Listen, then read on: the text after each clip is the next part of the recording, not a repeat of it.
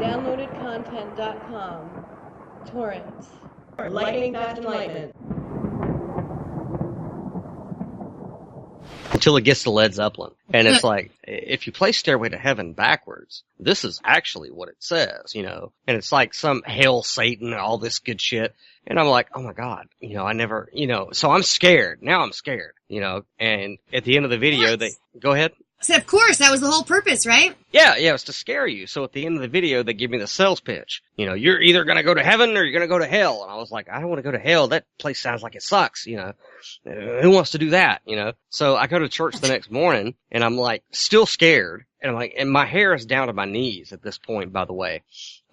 So I'm like in church and I'm like, I'm going to hell. I'm fucking going to hell. You know, God's going to kill me, you know, because I was born, I had original sin. I don't know, some shit that Adam and Eve did just fucked me up and I'm going to hell, you know. So, right? So the preacher says, you know, many on that day will say unto me, Lord, Lord, have we not called and prophesied in your name? And I will say, depart from me, ye that work iniquity. I never knew you. And I was so trembled. And so they called for an altar call.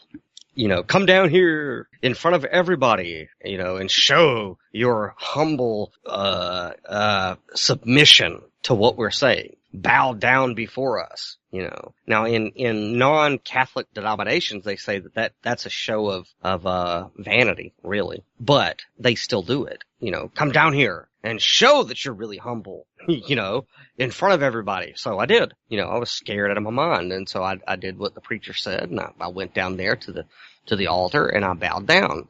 And, you know, I prayed. And I prayed a sincere prayer. I was like, God, you know, I know I'm a sinner.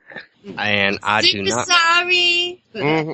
Yeah, and I was, you know, and I genuinely was. I really thought about, you know, I had a spiritual moment. So I'm not saying that all that stuff is useless. It's useful to bring you to terms with your own frailty. And so I had that moment and I was like, God, you know, I know I'm a douchebag and, you know, can you please forgive me for all that stuff because I really have been a douchebag. And I got up and I felt great. I felt like I was reborn, right? I really did have this experience where I felt like everything that I put down there on that altar, it had nothing to do with the preacher. It had nothing to do with the walls of that church. It was me and what I conceptualized as God having an honest moment together, which is, if there's anything that anybody can get from anything I say, that's it. You being naked in front of God, without the glamour, without the pomp of your ego, you just being honest with God. Talk to God like it's your dad or your mom or whoever your best friend is, because that is what God wants. And so I had that moment where I was like, God, forgive me. I was a douche. You know, I shouldn't have done this, and that. Okay. I mean, and I get that. And I think at that point in your life, it probably was a grand transition for you. Sure. But why does it have to be outside of you? It doesn't. No, it doesn't. And see, that was the thing that I didn't understand at the time. It took me years to get, but that was an internal thing. It wasn't outside of myself, because ultimately, who was I talking to? Right. Go ahead. Sorry. Yeah, I was talking to myself. Well, after I got up and I felt great, I felt like I'd had this religious experience, a spiritual experience. And, you know, church is dismissed and I'm riding home back to my hometown with, my sibling that brought me there.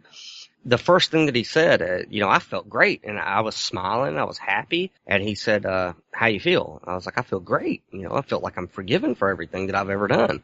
And he said, so when are you going to cut your hair? Oh my gosh. Yeah, that was the first thing I heard. When are you going to cut your hair? And I looked at him, I was confused, you know, and I said, what do you mean? He goes, you know why you have your hair that long? It's because you're rebelling against society. And then I realized that organized religion is about conformity. It's not about liberation, it's about conformity. But they have to bait the hook with freedom.